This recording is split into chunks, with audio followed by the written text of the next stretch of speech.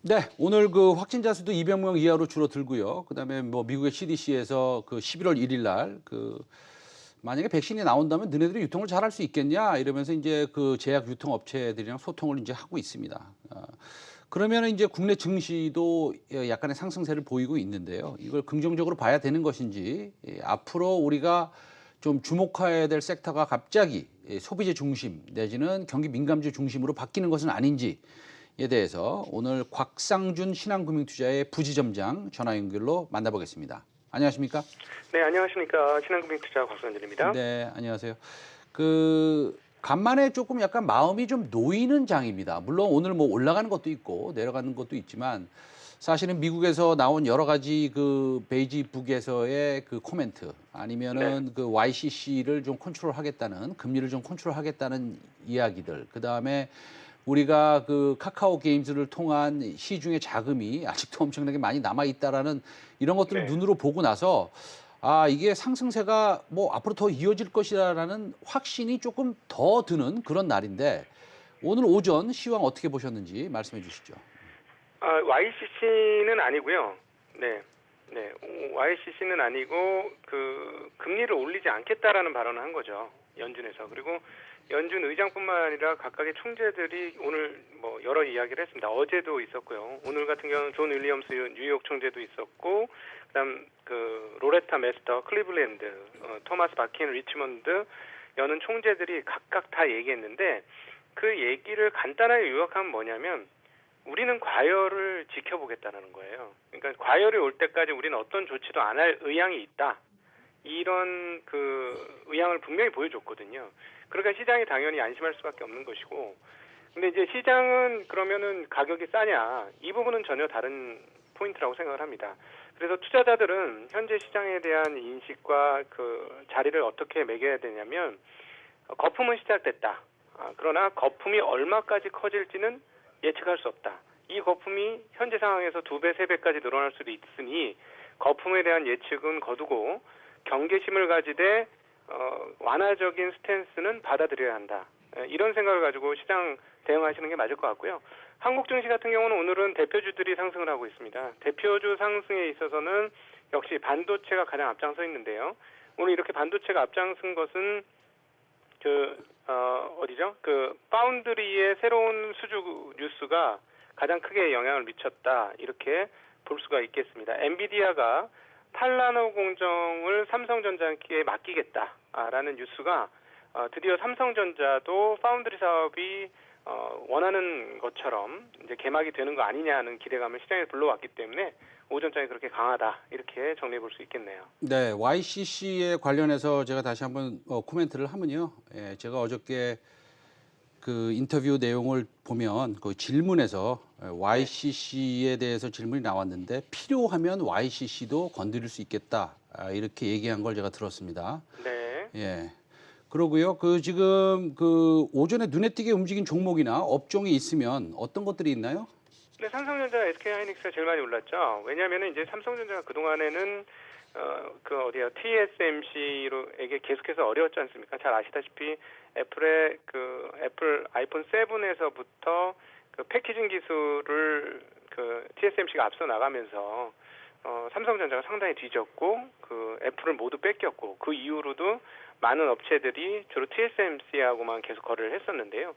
지난번에 IABM에 이어서 이번에는 뭐 이제 시가총액으로는 그 인텔을 제낀 엔비디아가 삼성전자하고 8나노 공정을 했다는 게 중요합니다. 그러니까 기존에 뭐 하던 뭐 10나노, 12나노, 14나노가 아니라 드디어 10나노 언더인 8나노를 했다는 사실. 그리고 이런 8나노를 했다면 7나노나 5나노까지도 열려 있다는 사실. 그렇다면 삼성전자가 그동안에 준비했던 5나노와 그리고 그 이후에 3나노까지의 준비가 헛된 준비가 아니고 이제 본격적인 파운드리 시장의 어떤 그동안에 위축되었던 모습에서 다시 반격을 할 수 있는 기회를 얻은 거 아니냐는 시장의 공감대가 형성된 것이 오늘 오전장의 가장 큰 특징이다.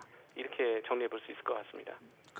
우리가 반도체에 대해서 이제 말씀을 하시니까 우리가 오늘도 뭐 심택이 기관도 사고요. 외국인도 사고 그 패키징 회사도 뭐 좋은 모습을 좀 보이고 있는데 우리가 디램 엑스체인지의 그 예측을 보면 3분기에는 뭐 예를 들어서 한 5% 10% 정도 계약 가격이 떨어질 것이고 4분기에는 뭐 마찬가지입니다. 한 5% 10% 정도 컨트랙 프라이스가 하향 조정이 될 것 같다라는 네. 얘기가 있는 이 와중에 애플이 뭐 7,500만 대의 핸드폰을 팔 수 있다라는 이제 주장을 하고 있고 그다음에 엔비디아에서는 뭐 GDDR6를 사용하는 그래픽 카드를 새로 만들고 인텔에서도 새로운 이제 칩셋을 가지고 나온다. 뭐 이런 와중에 또 뭐 백신이 나온다고 하니까 콘슈머 쪽에 그러니까 사실은 소비 가전 쪽에서의 반응이 좀 있는 것인데 우리가 메모리 반도체의 가격은 물론 바닥을 치고 하루 이틀 지금 올라오는 것은 뭐 누구나 보고 있는 사실이지만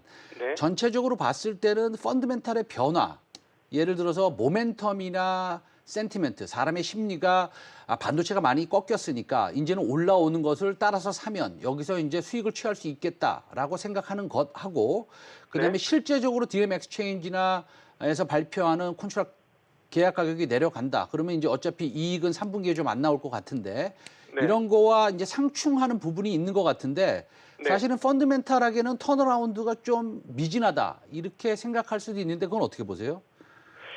지금 사회자님께서 반도체에 대한 이해를 잘 못하고 계신 것 같아요. 지금 이게 뭐냐면 죄송한데요.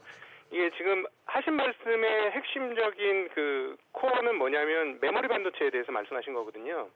근데 메모리 반도체는 지금 사회자님께서 말씀하신 그대로예요.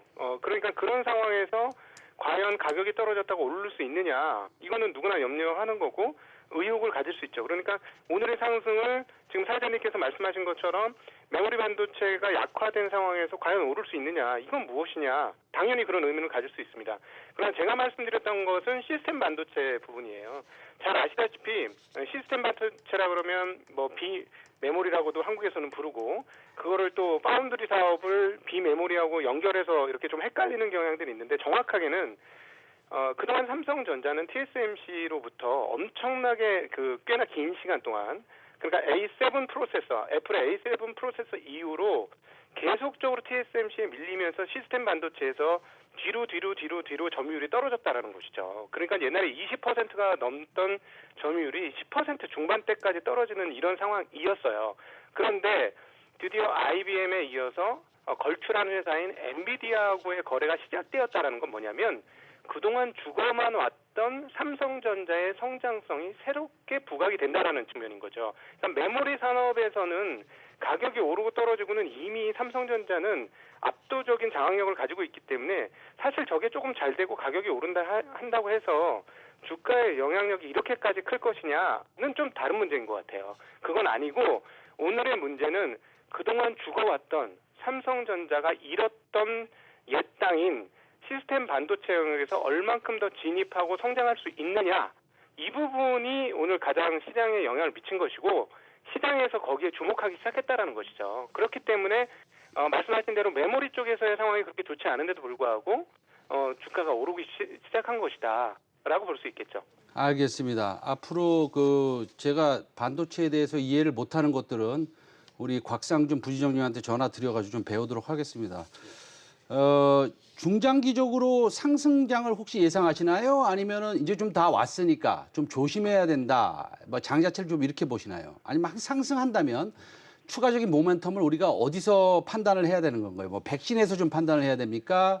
아니면은 실적의 뭐 증가, 소비재 쪽의 증가 이쪽에서 좀 판단을 해야 되는 겁니까? 지금은 저는 버블이 시작됐다고 봐요. 근데 이제 지금부터는 예측하지 말아야 됩니다. 시장을 예측하는 사람들은 말리고 꼬이고 안 좋은 결과를 얻을 가능성이 매우 높다라고 저는 판단을 하고요.